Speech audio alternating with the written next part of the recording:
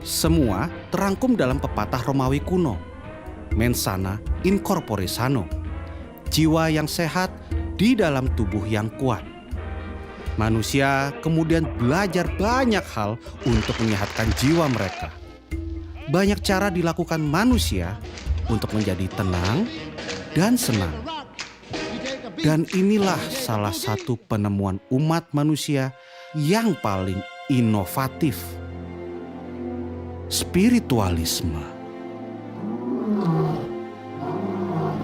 Spiritual menjadi jalur evakuasi bagi manusia yang sedang didera oleh rasa cemas dan takut. Memberi pemahaman baru bagi manusia untuk berefleksi, memberi arti dalam hidup, saling berkumpul, dan menguatkan dalam saat-saat yang sulit. Bismillahirrahmanirrahim. Ya ayyuhal insanu innaka kadihun ila rabbika kadhan famulaqih. Sejak hidupnya dimulai 4,6 miliar tahun lalu, bumi telah melahirkan dan memberi kiamat bagi bermacam spesies. Deretan keajaiban alam diikuti deretan bencana. Deretan keajaiban itu antara lain adalah munculnya makhluk bersel satu, lahirnya fotosintesis, evolusi makhluk multiseluler, munculnya banyak kingdom. Jutaan spesies lahir, serangga, krustasea, ikan, amfibi, reptil raksasa, mamalia, hingga akhirnya genus Homo yang jadi nenek moyang spesies kita. Sapiens lahir 2,5 juta tahun lalu. Tapi semua itu diikuti dengan oksigen holocaust. Letusan gunung supervulkanik, meteor jatuh, kepunahan massal pertama, kedua, ketiga, zaman es, pemanasan global, zaman es mencair, kepunahan massal keempat, kelima, hingga akhirnya Homo sapiens.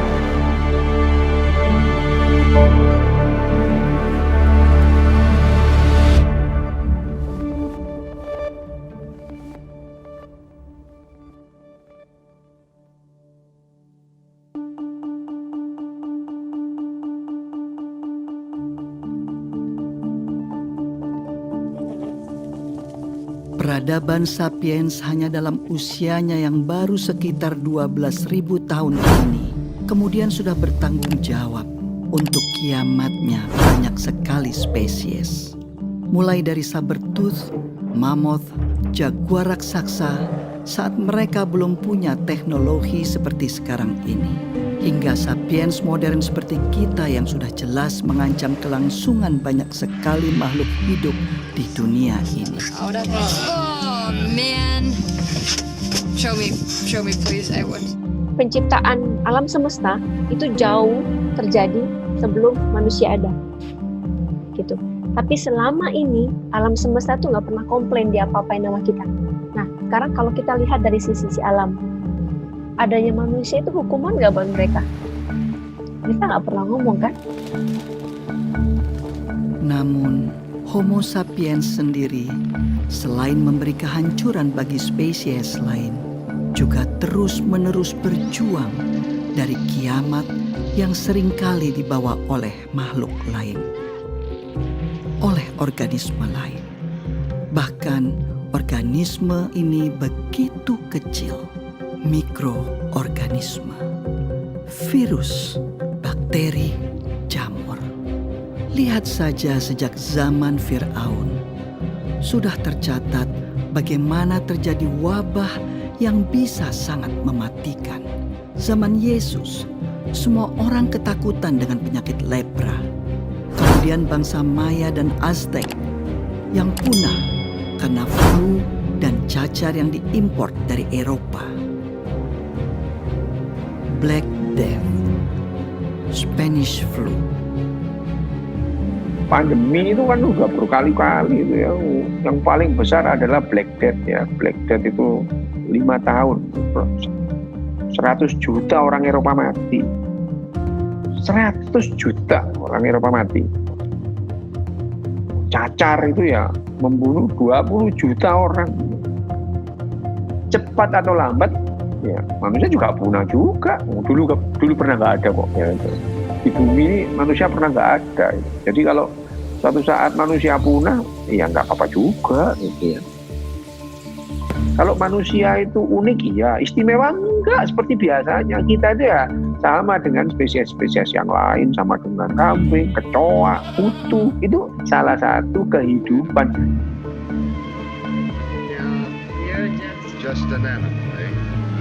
Nah, apakah kemudian dengan tingkat kecerdasan yang seperti ini manusia itu menjamin dirinya survival? Enggak, itu enggak. Kecoa itu ya. Kecoa itu jutaan tahun masih ada. Itu. Kita belum apa-apanya kecoa itu kalau soal survivability. Tapi kan kecoa nggak bisa nyanyi.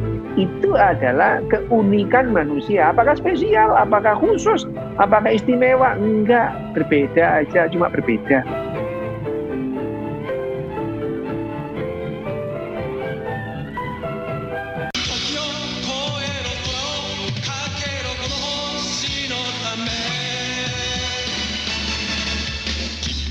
Belum pernah sebelumnya dalam sejarah panjang bumi, nasib semua makhluk hidup di dalamnya ditentukan oleh satu spesies saja.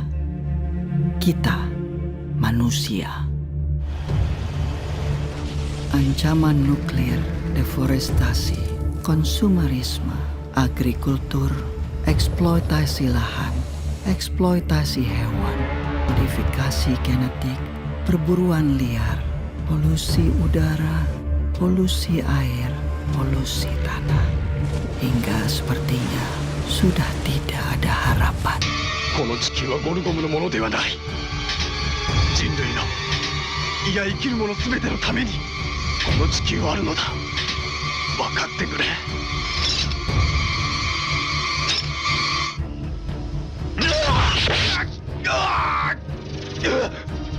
Manusia selalu terbakar keinginannya, terbakar ambisinya, terbakar dan terbakar.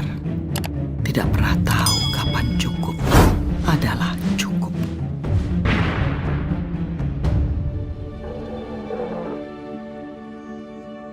Tidak seperti seekor singa yang memakan satu zebra dan dengan damai membiarkan kawanan zebra lainnya lewat, tanpa panik memikirkan untuk mengisi kulkasnya.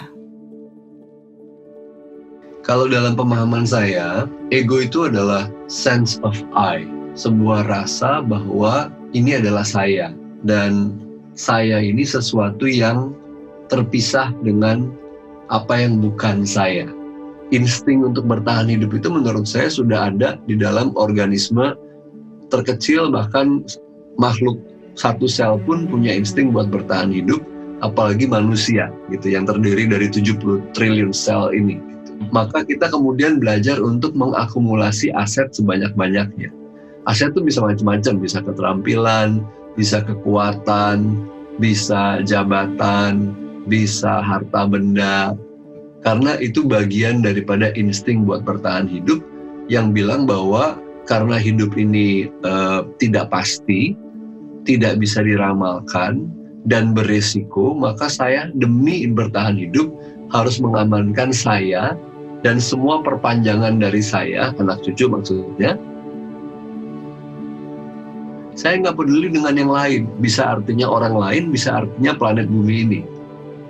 Sehingga ketika dia dihadapkan pada dua pilihan, yang satu pilihan yang tidak merusak lingkungan hidup, yang satu pilihan yang merusak lingkungan hidup, basis pemilihannya bukan merusak atau tidak merusak, tapi mana yang akan memaksimalkan potensi saya buat bertahan hidup. Dia tidak melihat lingkungan hidup adalah bagian dari saya. Kita nggak ngeh bahwa tubuh kita ini dibentuk dari apa yang kita makan dari planet ini. Udara ini adalah bagian daripada planet ini yang kita hirup. Gitu. Tapi kita nggak lihat bahwa dia terkoneksi dengan kita. Bahkan dia jadi bahan pembentuk dari bagi badan kita. Makanya kita bilangnya saya dan ini lingkungan. Padahal sebenarnya dia sangat terpaut. Secara biologis, secara filosofis, sangat terpaut. Chinese health authorities are still working to identify the virus behind that the mysterious pneumonia that had broke out in kasus positif virus corona pertama di Indonesia. Ada dua. Let's take a look at the global pandemic numbers now. There are more than 1.7 million cases of COVID-19 around the world. The U.S. is reporting more than 200,000 deaths. Kalau kita bisa menerima bahwa saya ini nggak superior, saya dan COVID-19 atau siapapun virus yang ada nantinya sebetulnya punya level yang sama. Kita sama-sama ada di alam semesta ini, mau sama-sama hidup kok. Tapi selama ini saya merasa di atas awan. Semua bisa saya lawan. Nah, ketika itu saya tidak bisa lawan, saya resah. Manusia jadi stres karena manusia pinginnya semua serba pasti. Gitu. Kapan ini virusnya selesai? Kapan ini ada vaksinnya? Kapan? Bulan berapa? Tanggal berapa? Tahun berapa? Berapa lama saya di lockdown? Berapa lama saya nggak boleh keluar dari rumah? Ketika kita sekalipun harus mendapatkan kesempatan atas penyakit atau apapun yang mampir di badan kita, perlu kita ketahui bahwa itu akan selesai. Selesainya seperti apa? Tidak ada yang tahu. Oke? Kita harus belajar menerima uncertainty, harus belajar menerima ketidakpastian. Akhirnya ada jeda.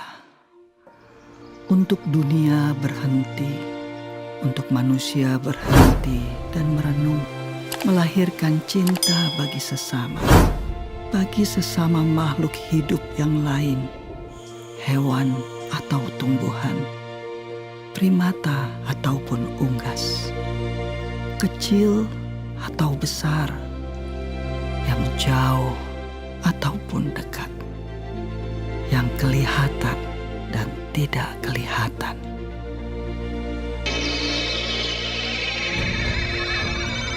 Virus COVID-19 ini sampai hari ini membunuh 120.000. Sementara orang meninggal karena sakit jantung sehari itu 48.000. Sementara penduduk dunia berapa? 7 miliar. Masih banyak yang bertahan. Tapi ya namanya manusia, ya dulu pernah nggak ada di bumi. Cepat atau lambat juga akan punah. Tapi apakah karena COVID-19? Enggak lah, gitu ya. Kamen Rider は死んだ。長く苦しい戦いの末、死んだのだ。もはやこの地球を救う者はいない。ゴルゴムの横暴に任せるしかないのか。誰がこの美しい地球を救うのだ。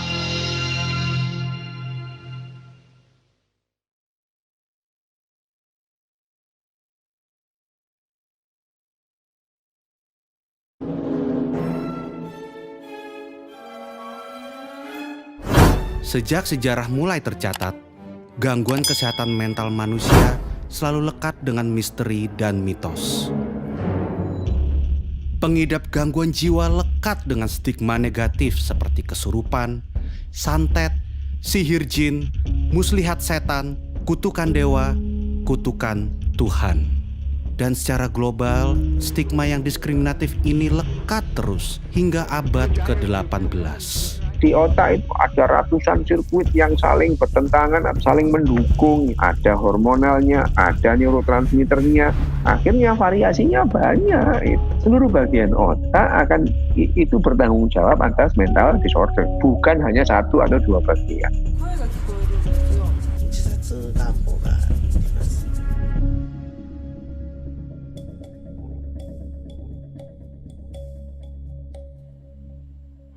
Kesehatan mental adalah faktor pembentuk cara manusia beraktivitas sehari-hari, pembentuk hubungan timbal balik manusia dengan lingkungannya, dengan hewan, tumbuhan, bahkan alam mineral seperti air, udara, dan tanah.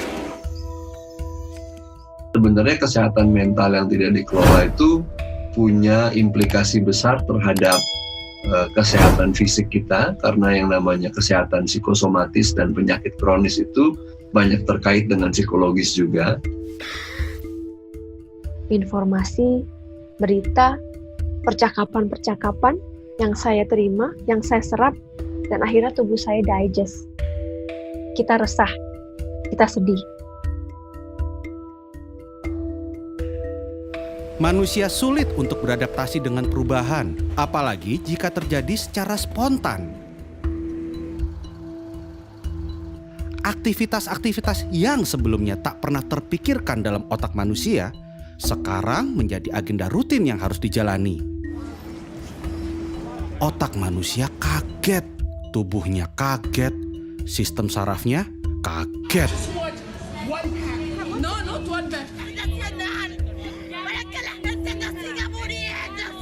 And as their frustration boils over, kebijakan ini ternyata justru berdampak pada peningkatan kasus kekerasan dalam rumah tangga di sejumlah. Kalau kita bicara tentang nervous system, sistem saraf otak kita, ada dua yang penting, simpatik dan parasimpatik. Simpatik ini yang fight or flight, parasimpatik ini yang rest and digest. Simpatik ini tipe-tipe orang yang begitu terima berita, dia stres, dia langsung makan yang lebih banyak, atau dia langsung merasa ada ketakutan yang berlebihan. Di situ hormon stresnya akan naik. Kebalikannya, justru parasimpatik itu adalah proses di mana tubuh kita ada di tahapan healing atau penyembuhan. Ketika kita ada di level parasimpatik, stres hormon kita akan turun. Tekanan darah kita akan turun. Kita akan jauh lebih rileks. Nah, kalau kita pergi ke dokter biasanya, terus kita bilang, Pak dokter saya sakit. Apa yang dokter bilang pertama kali? Istirahat. The ability to accept time as an ally is usually called patience. Psiko artinya mental dan emosi, pikiran kita. Kalau dia terganggu, akan mempengaruhi neuro, keseimbangan saraf dan otak. Kalau keseimbangan saraf dan otak neuro turun, maka dia akan mengganggu keseimbangan endokrino, yaitu kelenjar dan hormon. Dan kalau kelenjar dan hormon terganggu, maka imuno, daya tahan tubuh akan turun. Jadi, kaitan ini memang sudah dianggap sebagai mata rantai. Jadi kalau kesehatan mental kita tidak terjaga, meskipun kita sudah melakukan tindakan lain seperti cuci tangan, physical distancing, dan lain-lain, daya tahan tubuh kita masih bisa turun, dan itu tetap riskan. Semua terangkum dalam pepatah Romawi kuno, mens sana in corpore sano, jiwa yang sehat di dalam tubuh yang kuat. Manusia kemudian belajar banyak hal untuk menyehatkan jiwa mereka. Banyak cara dilakukan manusia untuk menjadi tenang dan senang. Dan inilah salah satu penemuan umat manusia yang paling inovatif. Spiritualisme. Spiritual menjadi jalur evakuasi bagi manusia yang sedang didera oleh rasa cemas dan takut. Memberi pemahaman baru bagi manusia untuk berefleksi, memberi arti dalam hidup, saling berkumpul dan menguatkan dalam saat-saat yang sulit. Amazing grace. Namun, apa jadinya saat kemudian setiap manusia tidak bisa lagi berkumpul dan berritual? Saat semua harus berdoa di rumah, harus beribadah di rumah, berpuasa di rumah. Allahu Akbar. God is most great. Sudah bertahun-tahun beribadah, ya pengajian, masa berkumpul memenuhi jalan kemana-mana. Ini Allah menghendaki kita beribadah secara khusyuk, secara tenang. Karena mungkin ibadah kita selama ini terlalu hura-hura, terlalu rame-rame, mengedepankan emosi dan masa. Nah, dalam suasana Ramadan kali ini Allah menghendaki kita beribadah dengan khusyuk, beribadah dengan tenang, supaya kita bisa berdialog dengan hati kita yang mungkin selama ini hati kita abaikan, nurani kita pinggirkan, nggak pernah kita ajak bicara. Saat puasa ini Allah menghendaki kita berdialog dengan hati kita. Kita peduli dengan nurani kita. Kita peduli dengan batin kita. Self-awareness, ya. Self-awareness itu penting. Kesadaran. Sekedar mau forward sesuatu yang ada di WhatsApp group, dipikir kira-kira kalau saya forward ini apa yang terjadi ya, dipikir dulu gitu. Nggak langsung ada berita langsung forward ke grup, ke temannya, membuat kepanikan gitu. Kalau kita mau melakukan sesuatu, stop dulu, dipikir dulu sejenak gitu. Itu aja. Ketika satu orang bisa memiliki satu kesadaran penuh, satu orang itu akan mempengaruhi lebih banyak orang lagi. Itulah kenapa para nabi, para avatar Buddha, Yesus, Nabi Muhammad, dan lain-lain yang ada di sana, ketika bicara pada 10 orang, orang tersebut akan menerima. Sementara kalau ketakutan, ketika dia bicara kepada 10 orang, belum tentu 10-10-nya bisa menerima. Ada sedikit saja orang dengan penuh kesadaran, maka dunia ini akan terbantukan.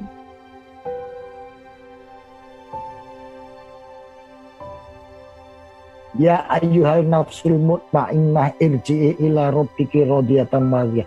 Wahai jiwa-jiwa yang tenang, jiwa-jiwa yang teduh, kembalilah ke Tuhanmu. Kalau hati kita ini bersih, jiwa kita ini bersih, maka batin kita sehat, fisik kita sehat, jiwa kita sehat. Menurut saya kesadaran itu adalah yang paling menjadi fondasi bagi kesehatan mental dan emosional. Orang yang awam ketika dibilang kata sadar, dia nggak ngerti apa yang dimaksud dengan kata sadar pada umumnya. Kita pikir sadar tuh artinya insaf gitu. Padahal kesadaran itu kan sebenarnya lebih kayak perhatian yang mengamati secara netral. Dan salah satu bagian daripada penyembuhan itu adalah menyadari tanpa menilai atau menghakimi. Itu yang namanya menerima kan sebenarnya. Tubuh yang kuat di dalam jiwa yang sehat. Corpore sano in mens sana. Spiritual itu adalah hasil kerja otak kita. Jangan dibalik, gitu ya. Jangan dibalik bahwa spiritual itu mempengaruhi otak. Bukan, spiritual itu juga hasil kerja otak kita. Diperlukan nggak sih manusia? Perlu untuk ketenangan. Kalau tidak ada spiritualitas itu manusia itu lebih gampang menderita, gitu ya. Lebih gampang menderita. Tapi dengan spiritual bukan berarti orang itu lepas dari penderitaan, ya tidak. Gitu. You know the joke of a man hanging onto a cliff? He says, "Please God, save me." And God says, "Have faith and jump."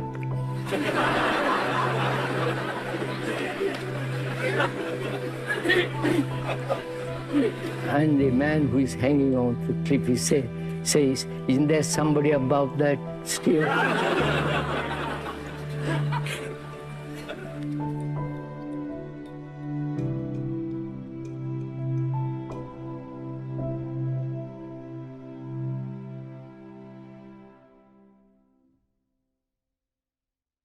There are only 3 kingdoms: animal, vegetable, and mineral. Maybe this little thimble belongs to a kingdom all of its own. The fourth kingdom. The kingdom of plastics. Plastics? Banyak alasan mengapa plastik menjadi salah satu bagian yang tidak bisa terpisahkan dari peradaban manusia modern. Murah, tahan lama, dan praktis. We use plastics in every aspect of our lives. Engineering, the home, decoration, medicine, art, and games. Segala macam alasan mendukung terciptanya plastik. Plastics come from many different raw materials. Saat itu, penggunaan kantong kertas dianggap membahayakan lingkungan. Semakin banyak kantong kertas, semakin banyak pohon yang ditebang. The demand for a wood that will not rot, that termites will not eat, that fire... Plastik ini adalah benda yang relatif baru ditemukan oleh manusia, kemudian baru dibuat secara masif itu mulai dari tahun 1950-1960. Produksinya kalau kita bandingkan sekarang itu 20 kali lipat lebih kecil. Sekarang itu adalah zaman plastik. Karena apa sih nggak pakai plastik? Mulai dari kacamata saya plastik, baju kita kebanyakan plastik, apapun kayaknya itu udah plastik itu.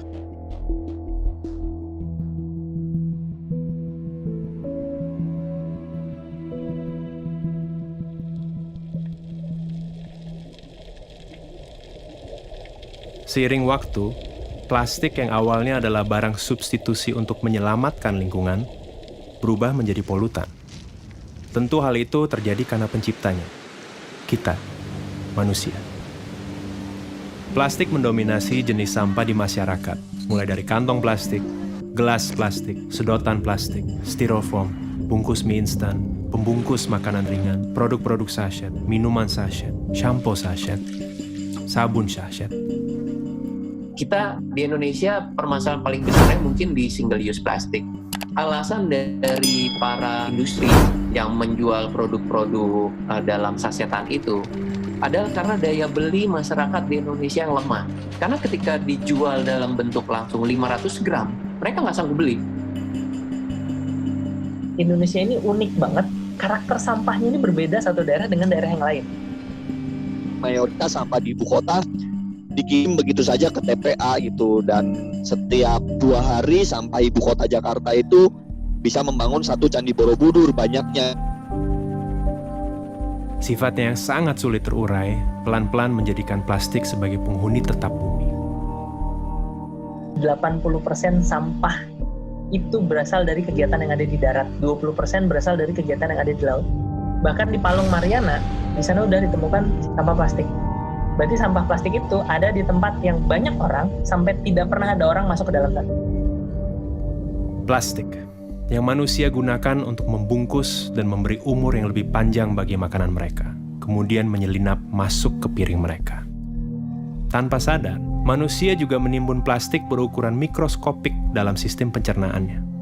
Kita baru aware terhadap polusi plastik itu mungkin baru tahun 2000-an lah gitu, di mana laut kita ternyata ada 5 triliun pieces plastik dan kemudian ada lebih dari 250.000 ton plastik gitu di laut, yang kemudian ini akan terakumulasi di biota-biota yang pada akhirnya dikonsumsi oleh manusia. Mikroplastik ini itu udah sampai masuk di plankton gitu. Zooplankton dimakan oleh ikan yang lebih besar, kemudian ikan yang kecil itu kemudian dimakan sama yang lebih besar lagi, pada akhirnya ditangkap oleh nelayan kita, dan kemudian ada di pasar ikan kita, pada akhirnya ada di meja makan kita gitu, ikan itu gitu. Nah kalau misalnya itu sudah dimakan, itu justru malah lebih bahaya. Ada yang namanya nanoplastik lebih kecil dari 1 mikron, itu bisa langsung masuk ke serap ke saluran darah. Bila itu terjadi, bisa masuk ke saluran sistem saraf pusat, dalam hal ini adalah otak. Manusia mulai sadar, bom waktu bernama plastik sudah berdetak sejak awal diciptakan. Mereka mencari cara untuk menjinakkan bom waktu ini, atau setidaknya melambatkan waktu. Yang justru harus kita lakukan adalah kita mencari bahan pengganti yang kuatnya sama seperti plastik, yang fleksibelnya sama kayak seperti plastik, tetapi dia ramah lingkungan. Dari 7 spesies plastik yang hanya bisa di-recycle tuh hanya 2. Nah, ketika itu kotor, jorok, 1 kontainer yang ternyata tercemar oleh bahan yang tidak bisa di-recycle, akhirnya nggak bisa di-recycle gitu. Ends up-nya di penimbunan gitu, pembuangan sampah, karena nggak bisa di-recycle. Atau kemudian karena nggak bisa di-recycle, yaudah gue bakar aja insenerator. Permasalahannya adalah masalah tata kelola, khususnya juga di Indonesia. Kalau kita menggunakan instrumen kesadaran gitu ya, harus sadar dulu, itu butuh waktu yang lama, sedangkan sampah dan masalahnya itu sekarang gitu. Jadi setiap orang itu wajib memilah sampah, itu namanya wajib, ya harus ada konsekuensi kalau tidak dilakukan. Gubernur DKI Jakarta Anies Baswedan mengeluarkan peraturan gubernur tentang larangan penggunaan kantong plastik. Larangan penggunaan kantong Keluarkan plastik. peraturan gubernur tentang pelarangan penggunaan plastik. Pergub larangan penggunaan kantong plastik sekali pakai untuk larangan Regulasi gaya hidup baru dan slogan-slogan tentang bahaya plastik terus didengungkan agar umat manusia punya satu pemahaman yang sama tentang plastik. Sampai bahkan kadang berdengung dan terdistorsi dalam jargon dan slogan yang kosong. Pasca 1 Oktober, penggunaan kantong plastik Greenwashing. bagaimana trennya? Apakah meningkat, menurun, atau seperti apa? Manusia mana sih yang nggak pakai plastik? Kayaknya nggak ada. Jadi yang harus kita lakukan duluan adalah kita menutup keran dari sampah plastik, sumber sampah plastik. Dengan cara kita mengurangi konsumsi plastik itu, terutama konsumsi plastik yang sekali pakai. Baik mana antara daur ulang dengan buang sampah sembarangan, ya tentu baik daur ulang. Tetapi daur ulang butuh proses. Baik mana daur ulang dengan pakai ulang, ya lebih baik pakai ulang daripada kita kemudian melakukan upaya proses daur ulang, ya lebih baik kita pakai ulang. Nah, dari mana lebih baik mana pakai ulang dan reduce atau pengurangan, ya lebih baik pengurangan juga itu. Dan ini sangat erat kaitannya dengan pola hidup dan keputusan konsumsi kita itu ya, bagaimana kita memilih barang, bagaimana kita memilih produk pada saat kita mau melakukan belanja, jangan sampai kita menghasilkan sampah gitu. Tahun 2050 kita akan susah-susah kemana-mana, kita ngambil ikan, dibuka isi perutnya isinya plastik, yang ujung-ujungnya itu karena kita. Makanya kita harus berbuat sesuatu supaya sampah plastik ini tidak kembali lagi ke manusia. Yang paling bagus ya, saya akan menjaga lingkungan karena lingkungan ini akan kita wariskan ke anak cucu kita, ke keturunan kita. Pilihannya ada di kita.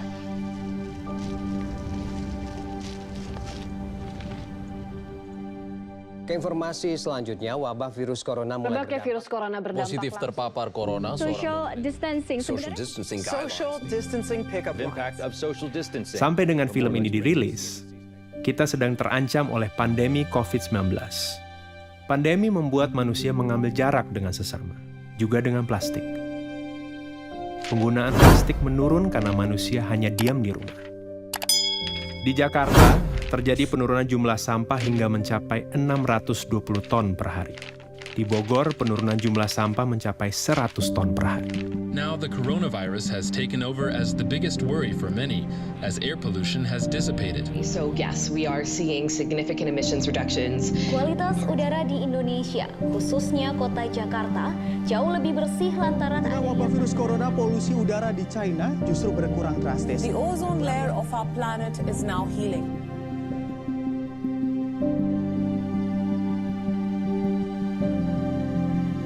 Namun bagaimana setelah pandemi ini usai? Nah, kalau saya berpikir, nanti kalau saya sudah mati, kemudian nanti ditanya malaikat, kamu dulu ngebuang sampah berapa banyak nih? Ini akibatnya loh, nanti jangan-jangan dikasih lihat, oh ini sampah yang sudah saya buang sembarangan ke sungai, nanti dimakan sama ikan ini. Waduh, kayaknya dosa saya banyak nih.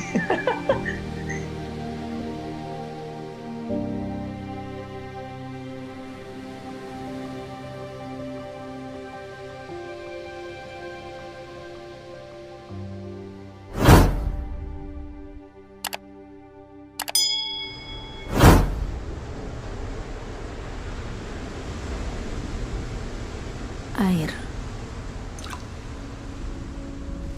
Dalam satu tetes air, ada berjuta kehidupan, berjuta bentuk. Yang kamu lihat sekarang ini bukanlah luar angkasa. Ini adalah sebuah galaksi tersendiri, semesta tersendiri, dalam setetes air. Pencarian tanda kehidupan di ujung semesta selalu berasal dari pencarian akan air. Liquid water has been found on Mars. Scientists have suspected that frozen water could survive in permanently shadowed craters. NASA's Hubble Space Telescope has directly imaged what may be plumes of water vapor on Jupiter's icy moon Europa. Di tangan eksploitasi manusia, air menjadi sumber hidup, sumber peradaban, sumber energi, transportasi, industri, agrikultur, rekreasi, dan akhirnya gaya hidup.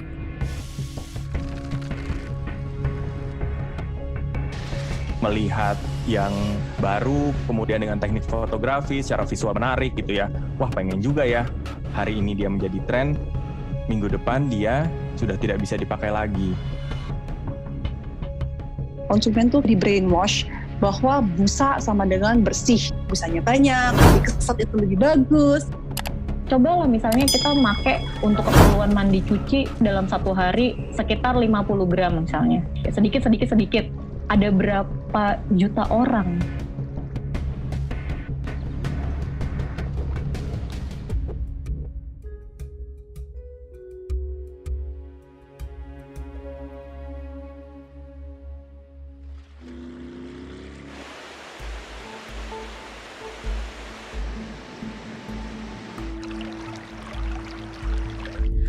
Air yang kita anggap akan dan selalu ada, bukanlah sesuatu yang selalu ada dan berasal dari bumi. Air berasal dari luar planet ini. Dari meteor-meteor yang dinamakan carbonaceous chondrite yang kaya akan H2O dan karbon. Meteor dan asteroid es yang kaya akan air ini dalam sistem tata surya terbentuk di luar batas leleh matahari. Dan selama proses penciptaan bumi, terus datang dan bertabrak-tabrakan dengan bumi. Jika kita perhatikan baik-baik, laut, atmosfer, dan segala yang ada di lapisan terluar bumi ini sangat tipis dibandingkan dengan mantel dan inti bumi. Jumlah air sangat sedikit dan terbatas, terutama jumlah air tawar dan air bersih.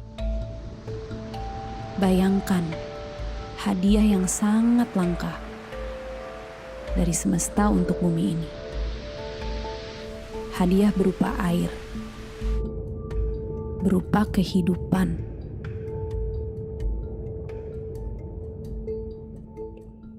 Three, two, one.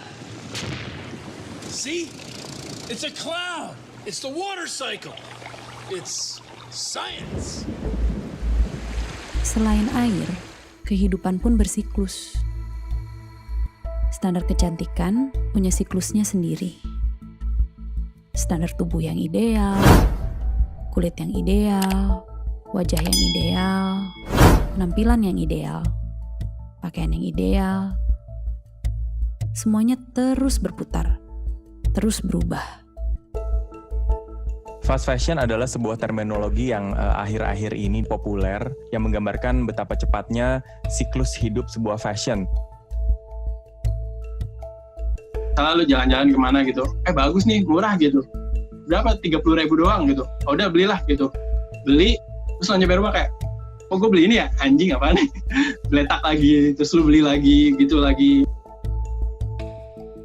Untuk memproduksi sebuah celana jeans, dibutuhkan 6.500 air. Kaos katun, 2.700 liter air. Sedangkan tubuh manusia hanya butuh 600 liter untuk diminum per tahun. Ditambah dengan pola persaingan industri yang berusaha menekan biaya produksi sekecil mungkin.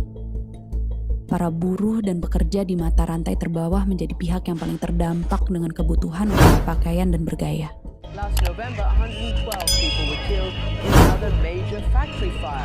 30,000 Chinese workers and women garment workers in Bangladesh. Namun, itu belum semua. Ternyata, dampak negatif bagi air dari limbah gaya hidup berpakaian tidak kalah dengan detergen yang kita pakai untuk menjaga penampilan diri. Untuk mencuci pakaian, wajah, tubuh, 70% persoalan air itu terdampaknya dari limbah domestik. Mungkin orang bakal berpikir, wah ini sungai ada limbah industri nih. Padahal sebagian besarnya itu dari limbah rumah tangga.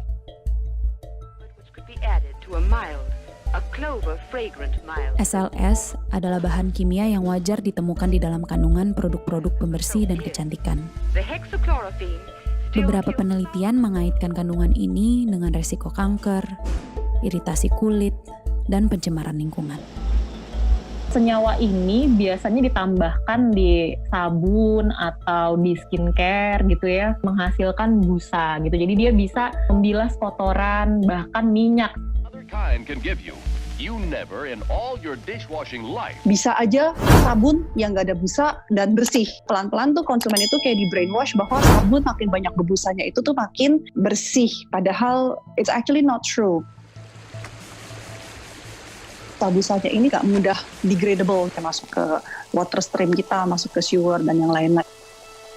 Ini yang menjadi problem. Nggak pernah kepikiran kan, selama ini kita pikirin fokusnya di packaging, di plastik, dan segala macam. Tapi ternyata yang nggak kelihatan itu loh, yang udah disiram masukkan ke selokannya itu yang kita nggak pernah nggak pernah pikirin gitu kan. Ternyata itu dampaknya tuh jauh luar biasa, lebih gila lagi. Mau nggak gitu mandi di hari pertama, nanti mandi lagi di hari ke-10 gitu misalnya, karena biar nunggu LAS-nya larut dulu misalnya di alam gitu. Sebuah penelitian di Institut Aerospace Stuttgart menemukan bahwa air menyimpan suatu bentuk memori secara mikroskopik. Dari satu gelas air yang sama, saat diteliti tiap orang berbeda, gambaran mikroskopik yang dihasilkan juga sangat berbeda. Menghasilkan memori air yang berbeda. Saat satu jenis bunga dimasukkan ke dalam air, lalu air tersebut diambil dan dilihat secara mikroskopik, hasilnya menyerupai bunga tersebut. Saat jenis bunga lain yang dimasukkan, kemudian secara mikroskopik pun visual yang ada berubah. Semesta yang ada berbeda. Semesta seperti apa yang ada di dalam setetes air deterjen? Memori seperti apa yang kita rekam untuk semesta lewat tetes-tetes busa tersebut?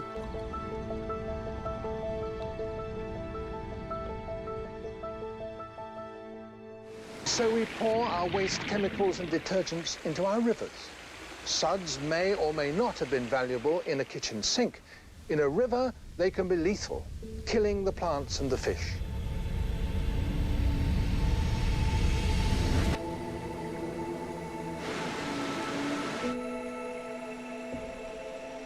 Mencintai udara, mencintai air, mencintai bumi dan segala isinya bukan sesuatu yang baru. We shouldn't so exploit natural resources that we destroy them. Common sense, you might think. Sejak tahun 90, istilah upcycle muncul dan populer. Upcycle yang berarti memanfaatkan barang-barang bekas untuk memberi nilai yang lebih, mengupgrade gerakan recycle yang hanya sekadar mendaur ulang. Upcycle mengajak kita kembali mengingat cara hidup nenek dan kakek kita, yang penuh pertimbangan, tidak boros, yang penuh kesadaran dalam konsumsi. So she takes her time and sees that everything she gets is fresh and good. Pandemik yang terjadi membawa orang merubah prioritas hidup. Kita jadi lebih mementingkan apa yang kita pikirkan. Buah pikir kita menjadi lebih orisinal dan lebih otentik karena tidak terbungkus oleh kebutuhan-kebutuhan kita untuk menunjukkan siapa diri kita. Yang tadinya tidak bisa keluar rumah kalau tidak pakai baju merek ABC dengan parfum ABC dan makeup ABC, sekarang menjadi lebih simple untuk menyikapi dirinya gitu. Prediksi 10 tahun ke depan tuh orang lebih memilih merepair atau merenew atau memperbarui bajunya dia yang udah ada dibandingkan dia beli baju baru. Tempat gua aja itu kan tukang jahitnya dekat pasar, ada kain sisa di sana. Kalau misalnya tuh kain kagak diambil, itu diambil sama tukang bakso, sama tukang soto yang ada di pasar Kebayoran Lama. itu buat lap gerobak, selesai itu dibuang. Terus akhirnya gue ke sana, itu gue ambil, gue bawa pulang, terus gue olah di rumah, gue potong-potong, gue komposisiin, itu gue oper lagi ke abangnya, terus nanti dia yang ngejahitin. Jadi kayak secara nggak langsung tuh kain sisa dari tempat dia yang nggak kepake itu bisa ngasilin duit buat dia. Kesadaran tentang kosmetik fair trade dan ramah lingkungan sudah dimulai sejak tahun 70-an. Seek out only natural, sometimes crazy-sounding ingredients. Bananas for her shampoos, mud creams from India. Dan walaupun pada akhirnya para pelaku kosmetik fair trade dan sadar lingkungan terus tergilas roda industri, jejak perjuangan kosmetik ramah lingkungan terus tumbuh. Memang ada drawback-nya, karena dari segi harga itu jauh banget bedanya. Kayak SLS itu kan murah banget, mungkin sekilo 10.000, 20.000. Nah, sedangkan kalau bahan-bahan natural itu sekilonya bisa juta-jutaan gitu. Jadi harganya berkali-kali lipat. Solusi itu bukan di produk, 80% polusi itu dari dalam diri kita sendiri. Dan itu semua mulai dari pikiran. Jadi yang sudah kita lakukan ini sebenarnya adalah memilah. Kita terlalu banyak memilah sehingga kita tidak tahu bahwa keseharian kita itu sebenarnya juga merusak lingkungan. Fast fashion, slow fashion, sustainable fashion, semuanya adalah berbagai bentuk pilihan. Di satu pihak, fast fashion juga dibutuhkan karena ada orang yang tidak bisa membeli barang-barang slow fashion karena kebanyakan slow fashion harganya juga tinggi. Apakah kemudian berhenti membeli kaos? Nggak juga. Bukan industri yang harus dicolek, tetapi diri kita dan mindset kita yang harus dicolek. Butuh nggak sih lo kaos? Lo kan kaosnya udah banyak. Akan memberikan sebuah value nggak untuk diri lo? Karena sebenarnya, kalau buat saya, mencipta fashion itu adalah memberikan solusi. Menjadi sebuah titik bersyukur pada diri sendiri. Air itu seperti cerminan sih. Apabila dia hidup bersama dengan manusia-manusia yang memang baik, itu artinya kita sadar secara utuh esensi hidup seperti apa, maka air yang ada di dekat kita tuh pasti akan baik kualitasnya. Itu cerminan. Di tengah rumitnya permasalahan pencemaran air, pemanasan global, kualitas hidup para buruh, konsumerisme dan industri, serta berbagai macam keruwetan yang kelihatannya sangat kompleks. Mungkin kita bisa memulai perubahan yang sangat nyata dengan cara yang sangat sederhana. Lewat gaya hidup, lewat pakaian, dan sabun.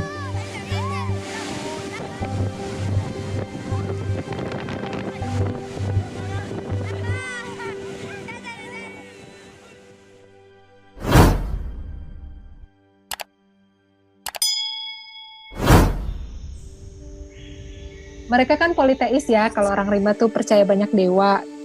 Cuman dalam agama mereka tuh berpikirnya Tuhan ya atau dewa itu maha menghukum, bukan maha pengampun. Makanya orang kota jadi suka berbuat dosa karena diampunin terus. Terus Tuhan maha penyayang. Enggak, kalau di rimba Tuhan tuh maha penghukum, Tuhan suka mengirim penyakit gitu. Menurut mereka Tuhan kita nggak keren, makanya akhirnya orang-orangnya juga jadi pada jahat-jahat.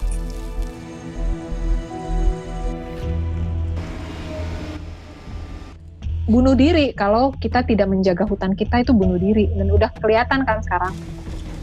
Pendidikan di sekolah sekarang ini nggak memberikan awareness ke kita bahwa kita ini benar-benar ada di ujung tanduk gitu loh.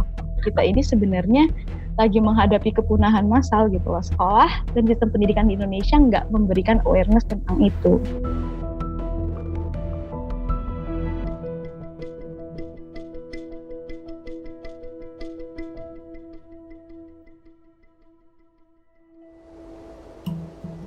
Sebelum lanjut berbicara tentang kehutanan, kita perlu tahu dulu tentang konsep keragaman hayati atau biodiversitas. Arti biodiversitas adalah keragaman berbagai jenis kehidupan yang ada di bumi. Bagi kita semua yang tinggal di kota dan jauh dengan hutan, kehidupan alam liar mungkin hanya bisa kita lihat di televisi. Namun pada kenyataannya, udara yang kita hirup, air yang kita minum, dan makanan kita semua bergantung pada biodiversitas. Beberapa contoh sangat jelas. Tanpa tumbuhan tidak akan ada oksigen. Tanpa lebah tidak akan ada proses pembuahan. Hutan adalah rumah bagi biodiversitas di bumi. Kalau bahasa klise kan selalu dibilang hutan itu paru-paru bumi tuh. Aku melihatnya sih bukan sekedar hutan. Kalau kita menyia-nyiakan pengetahuan manusia yang paham tentang hutan, yaitu orang rimba, masyarakat-masyarakat yang tinggal di hutan, kita semua yang akan rugi gitu. Di bumi sudah ditemukan 1,7 juta spesies makhluk hidup. Dan diperkirakan ada 9 juta spesies yang belum ditemukan dan tercatat. Namun, hanya sejak 40 tahun terakhir, jumlah hewan liar di dunia berkurang hingga separuh. Separuh.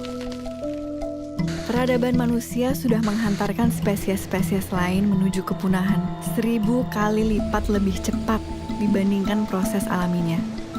Padahal, tidak ada satupun individu atau satu jenis spesies yang dapat hidup sendiri tanpa makhluk hidup lain.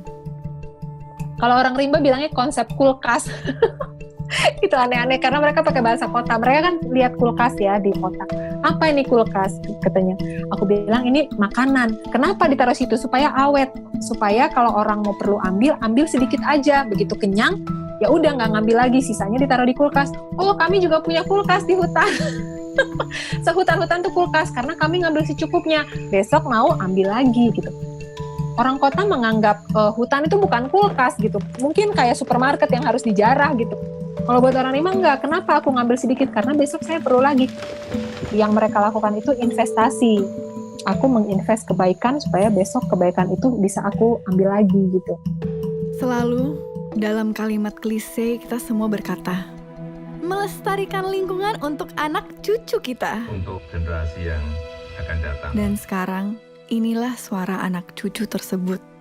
We are in the beginning of a mass extinction, and all you can talk about is money and fairy tales of eternal economic growth. How dare you? Yang sebenarnya sudah sejak lama mengatakan hal yang sama. I'm here to speak for the countless animals dying across this planet because they have nowhere left to go. And now we hear of animals and plants going extinct every day, vanishing forever. Dan di Indonesia ada Salsabila, pelajar berusia 16 tahun, bersama dengan grup Jaga Rimba yang ia dirikan. Kalau kita lihat fenomena alam, bagaimana alam bekerja, ini kan nggak seharusnya seperti itu. Kita panik tapi kita nggak bisa ngapa-ngapain karena di sekolah kita nggak pernah diajarkan untuk peduli dengan sekitar kita. Sistem pendidikan di Indonesia itu kita selalu diajarkan untuk menghafal, tapi kritisnya itu nggak ada. Saat Salsabila masih bersekolah formal, ia menyerukan mogok sekolah untuk hutan. Rutin setiap Jumat, Salsa dan teman-temannya bolos sekolah dan berunjuk rasa. Hingga akhirnya ia memutuskan untuk keluar sekolah, homeschooling, dan menggunakan waktu yang ia punya untuk hutan dan lingkungan. Mogok sekolah untuk hutan pertama kali itu tanggal 13 Januari 2020. Waktu itu aku bolos sekolah, langsung ke KLHK pagi-pagi.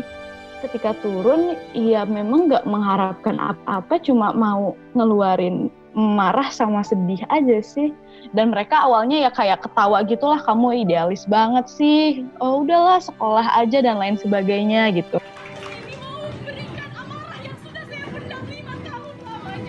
Sebetulnya kalau mau ke sekolah itu konsepnya Greta itu ya, saking keselnya dia terhadap situasi yang ini kok hanya ngomong aja ini para pakar dan semua ini ya. Nah, tapi kalau di Indonesia itu tidak perlu dilakukan, justru minta waktu kepada sekolah untuk menyampaikan pesan-pesan mereka, tidak justru meninggalkan sekolah.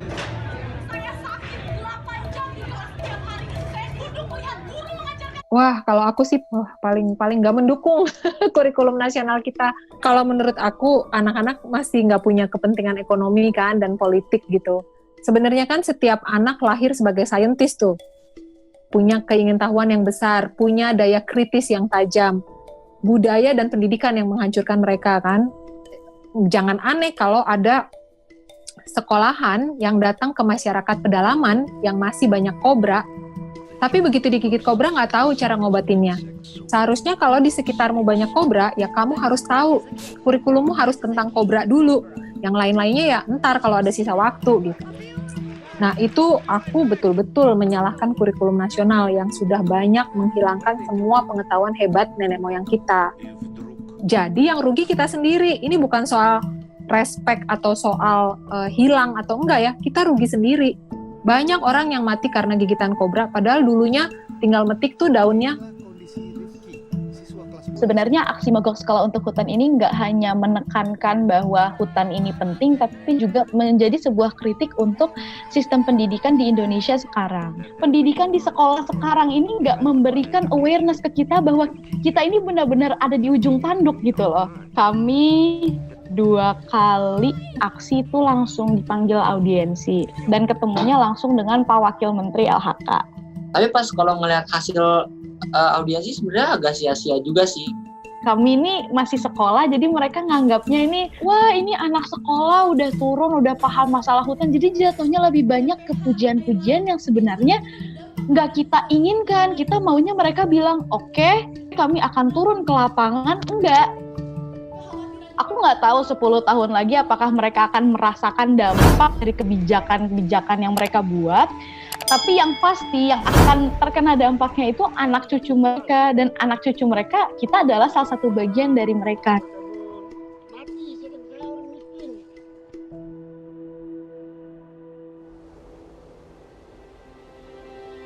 Hutan yang damai juga rupanya menyimpan koneksi yang kuat dengan patogen.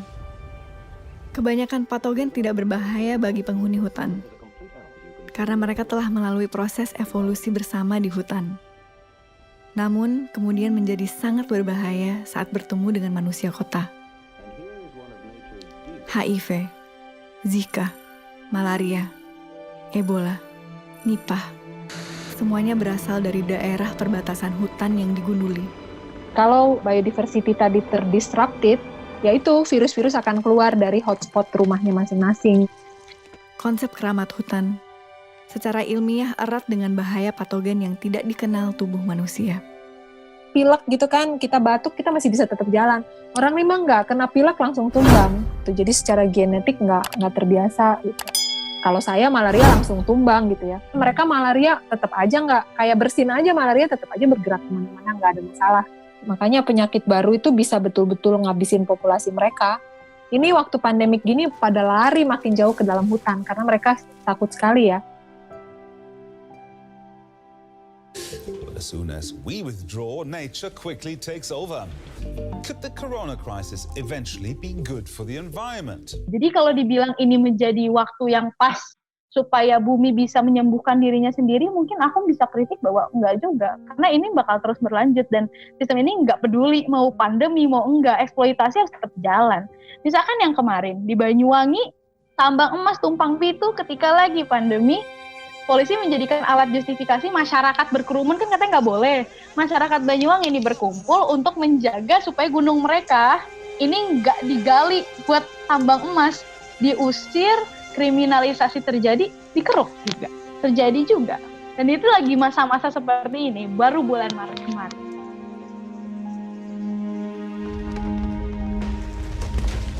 Rusaknya biodiversitas juga berpengaruh langsung pada perubahan iklim dan global warming.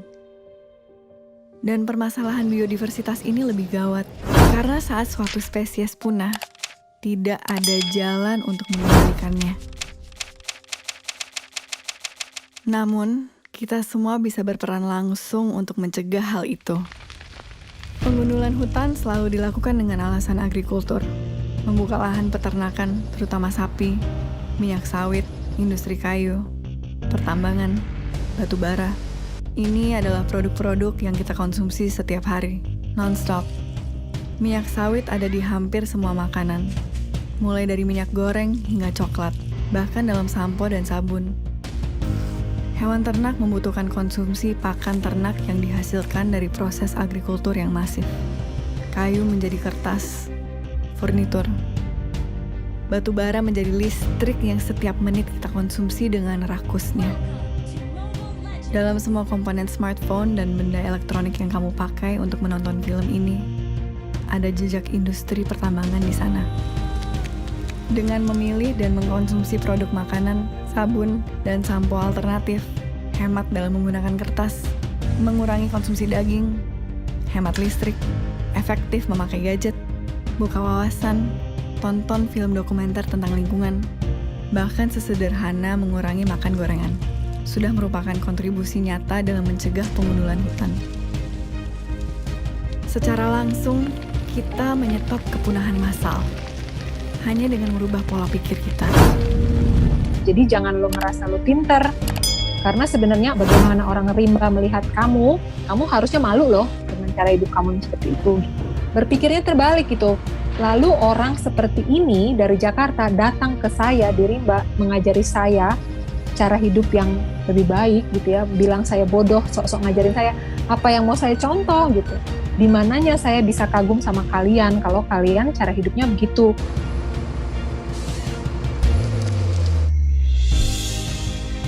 Tanpa hutan, tidak ada biodiversitas. Tidak ada lagi ekosistem. Tidak ada oksigen. Tidak ada lagi air. Tidak ada lagi kehidupan. Bumi ini bukan sekedar batu besar berpenghuni yang berputar mengelilingi matahari. Kehidupan bukan hanya berada di permukaan bumi. Bumi adalah kehidupan itu sendiri. Tanpa bumi, tidak ada kehidupan. Mana mungkin sebongkah batu yang mengelilingi matahari ini adalah makhluk yang hidup dan sadar, seperti kita. Manusia dengan otak dan kesadarannya adalah cerminan kesadaran kolektif bumi. Kesadaran bahwa kita adalah bumi.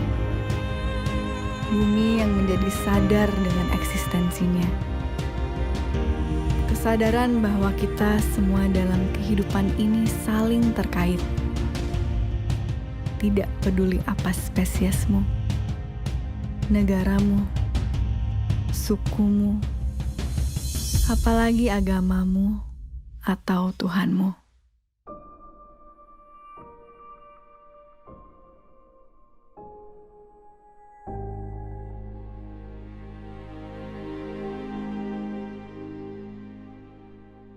You know, I didn't know that we were actually like rich until maybe I was in my mid-20s. Sometimes they just think about buying like a house and they just sign a check and they buy it, you know, or they want to buy a car and they pay in cash, you know. I didn't understand what leasing was until I was in university. If you told me that it's not fun to be in a private jet, I'd be lying. Like if someone asked you, hey man, you want to fly my private jet? I'm like, sure dude, why not? I also thought like, it's like, why is it that they have like a 7 Series BMW and a 5 Series and a 3 Series? Like, why don't you just buy the best, you know? It's like, why bother with something cheap? That took a while for me to understand, to be honest with you.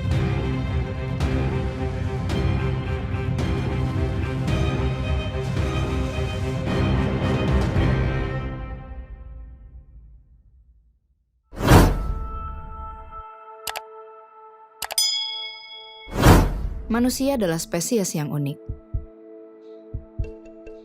Mungkin secara sepintas, kita menganggap otak yang besar dan daya intelektual yang tinggi adalah sesuatu yang membuat kita istimewa. Namun, keunikan manusia yang paling utama adalah kemampuan kita sebagai spesies untuk membangun sebuah kesadaran kolektif, untuk membangun sistem. Mulai dari sistem suku, agama, birokrasi, kerajaan, kapitalisme, demokrasi, pasar saham, bahkan media sosial. Sistem diciptakan secara kolektif. Namun ironis, dalam sebuah sistem selalu akan ada mereka yang berada di atas dan mereka yang berada di bawah. Ada yang kaya, ada yang miskin, ada yang populer, banyak yang tidak. Dan semua manusia yang berada dalam sistem tersebut akan selalu menjadi bagian dari perlombaan untuk mencapai puncak. Menjadi yang paling berkuasa, menjadi yang paling kaya, menjadi yang paling populer, dan berharap menemukan bahagia di sana. Kalimat klise, uang tidak membawa kebahagiaan, terdengar sangat naif. I went to Stanford, and I grew up in a lot of very good schools in San Francisco. But when I went back to Indonesia, and I want to understand people, just the way that you want to interview me in Indonesian, and I can't. I probably lived about 20 years of my life in the family business, just basically being a puppet of my parents. And a lot of people probably look at me and say like, hey, I'm really lucky, I'm born into a rich family. I could have whatever I want, and my family is very influential, so I should have it good. Like, all the doors should be open to me. I should be happy, I should be lucky. The part that really made me feel sad was I wasn't happy. And and I can't talk to anybody about it, because if I talk to anybody, they say, hey, you should be happy, because look at you compared to everyone else.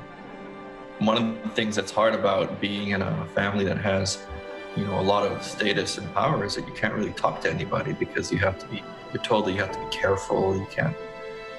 It's lonely, actually, being in this position. And as I talk to other peers in different families, of similar background, I know many who feel the same way. It's a common thing. It's not just something to do with me. And my parents worked really late hours, and so I was often in the office until 2 o'clock, 3 o'clock, 4 o'clock in the morning, sometimes 5 o'clock in the morning. Nothing I did felt was right in front of their eyes.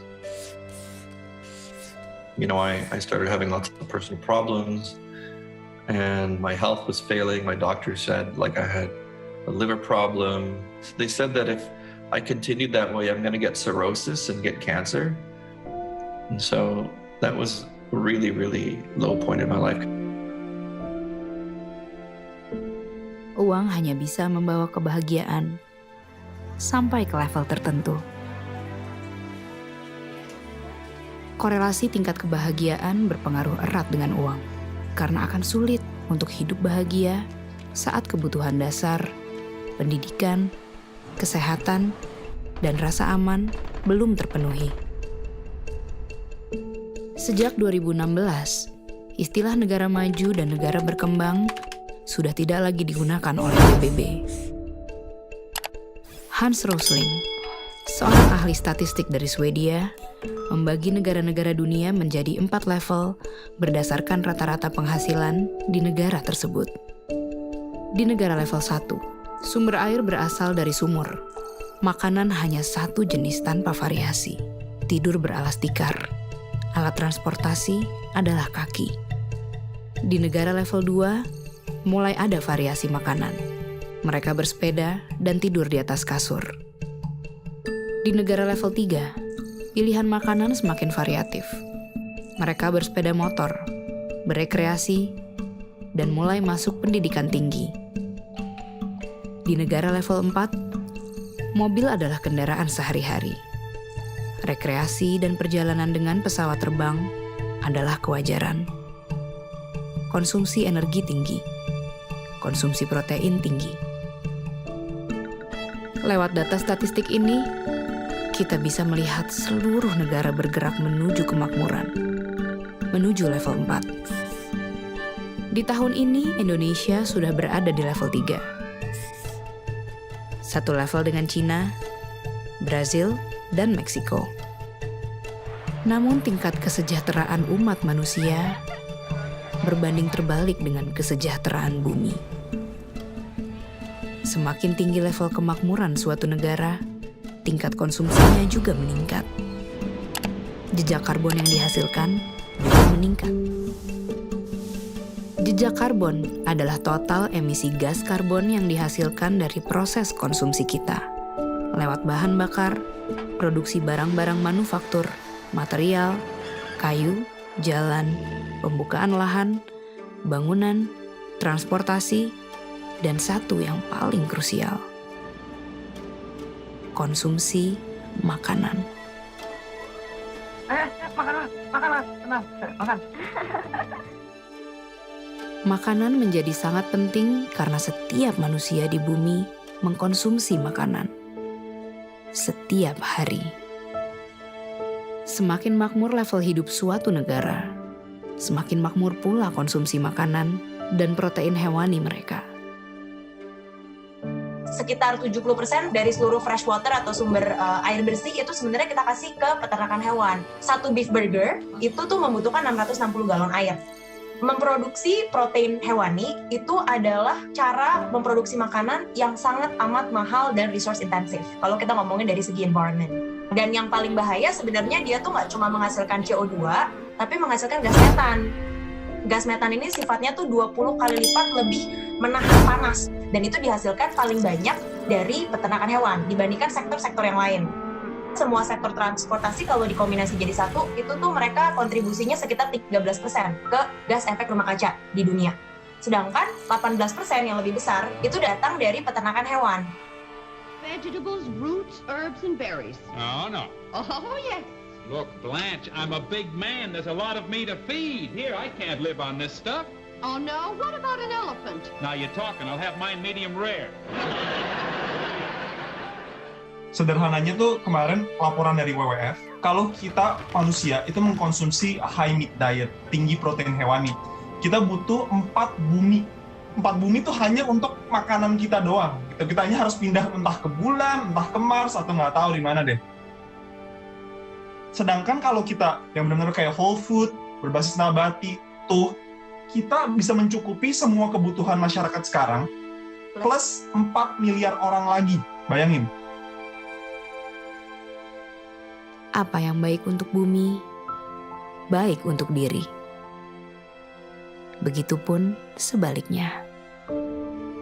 Jumlah sel di dalam tubuh kita dibandingkan dengan jumlah mikroorganisme yang asing di dalam dan di atas tubuh kita ada 10-20 kali lipat lebih banyak daripada sel tubuh kita sendiri. Itu juga salah satu filosofi dasar ya daripada pandangan saya terhadap kesehatan tubuh, bahwa kita adalah mikrokosme daripada makrokosme. Saya kadang sebutkan bahwa setiap orang adalah planet. Atau kalau mau lebih ekstrim lagi, setiap orang adalah sebuah galaksi.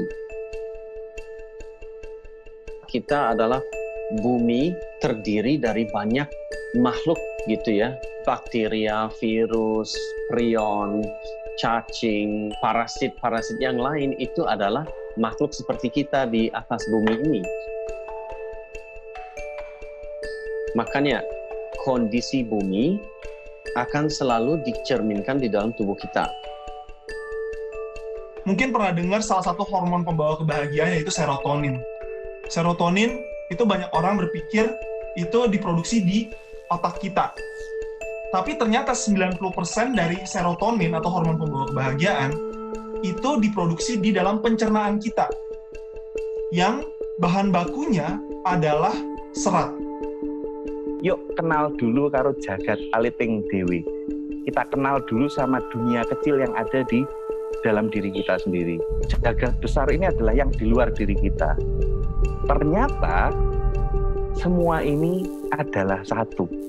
Kepahaman itu bahwa kalau semuanya ada satu, ngapain harus ribut? Kita melawan ABCD. Lawang itu adalah bagian dari diriku. Mengerti diri dulu, mawas diri dulu. Sektor peternakan kan berkontribusi 18% nih ke seluruh emisi gas efek rumah kaca. Kalau itu hilang 18%, kita tinggal mengurangi sedikit lagi karbon untuk bisa menyelamatkan bumi sampai masih dalam batas yang bisa ditinggali oleh manusia dengan nyaman. I was working in a job where every 2 weeks I would get sick. And I think it was just my body telling me, like, I don't want to do this. And so I left the company. Like, I didn't even bum it. I just disappeared. I just became the coward. I didn't resign. I just stayed at home and didn't show up. And I spent like the first 2 weeks just cleaning up my living room and turning it into a music studio. And my hope was that some people would come in and benefit from using the equipment. And I wanted just to be nice to people because I was sick of being told to be tough. And I was never good at being tough. And I wanted to do it in music. And that was really the only thing that I knew I wanted to do. And I knew that music makes me happy. That was the first time, like, in my life that I really didn't know what was going to happen next. That was the beginning of when I got better. Yang namanya vegetarian tuh jauh banget dari pikiranku ya. Aku suka banget daging, aku suka banget barbecue, aku suka banget ayam dan lain-lain gitu ya. Pertama kali going vegetarian, banyak orang menganggap kita nggak normal gitu kan. Bahkan keluarga masih mencoba mengkonvert kita menjadi tidak vegetarian gitu. Kita selalu mikir kalau kita mau ngambil keputusan atau pilihan hidup, entah itu pola makan, pola hidup, itu semuanya harus sesuai dengan kata hati. Dan kalau kita in tune sama kata hati kita akan jadi questioning a lot of things yang dianggap normal sebenarnya.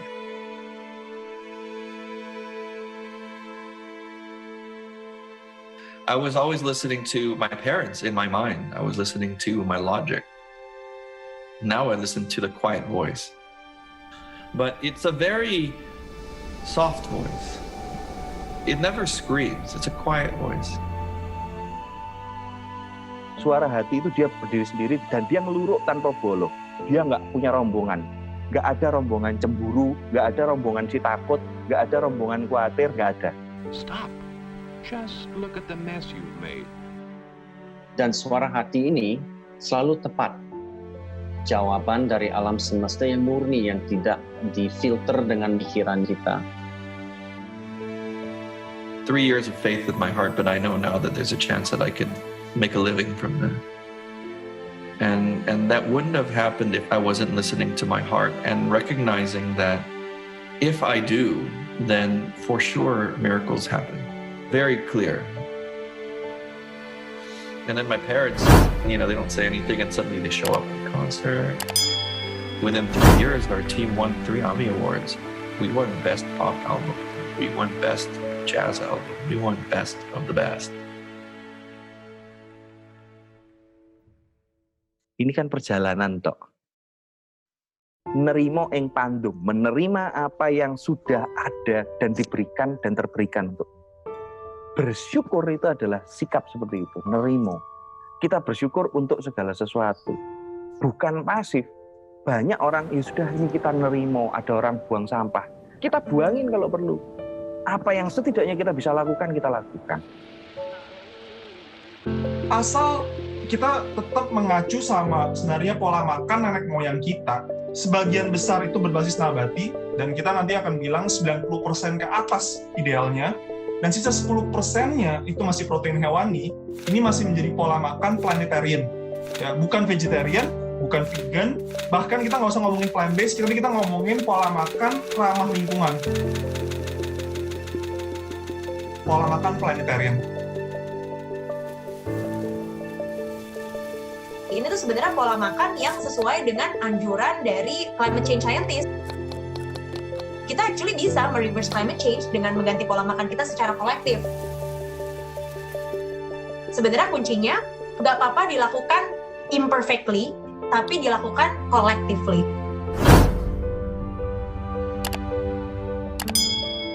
COVID-19 sering dianggap sebagai waktu bumi untuk beristirahat. Tidak salah sih. Namun jika diartikan begitu, nanti setelah bumi istirahat sebentar, lalu kita akan balik lagi untuk rakus dan mengeksploitasi bumi lagi. Hakikat sesungguhnya dari pandemi ini adalah bukti dan pengingat bagi kita semua bahwa energi kolektif itu benar-benar ada. Lewat setitik virus yang sangat kecil, kekacauan global bisa terjadi.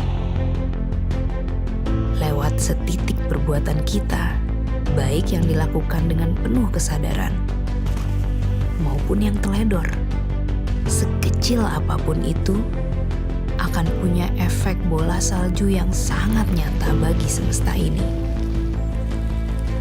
Saat semua orang berhenti dan diam, mendengar suara hati masing-masing, dan kemudian dengan penuh kesadaran bertindak, kita benar-benar bisa memulihkan bumi ini. Kesembuhan bumi itu benar-benar nyata kalau setiap orang mau untuk ikut ambil bagian di semua bidang kehidupan setiap hari. Kita hanyalah setetes air di samudera, hanya setitik debu kosmik.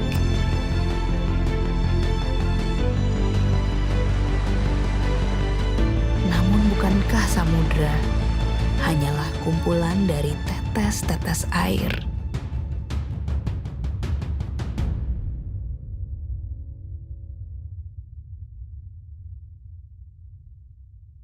Ibu bumi, Bapa angkasa, mangku bumi, mangku angkasa, ingsun ngadeg setengahing jagat, manunggaling kawula Gusti.